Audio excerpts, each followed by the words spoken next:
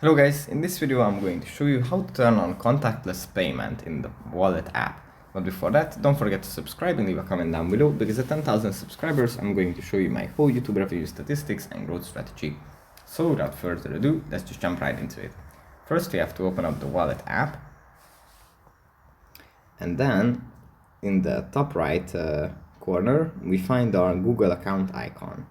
If we tap on this, then we can tap on Tap to Pay Setup, and here if we tap on Turn on NFC, which means turn on near field communication, we can turn on this function, and then we can just tap our phone to the payment devices and pay that way without needing to use our card or use cash.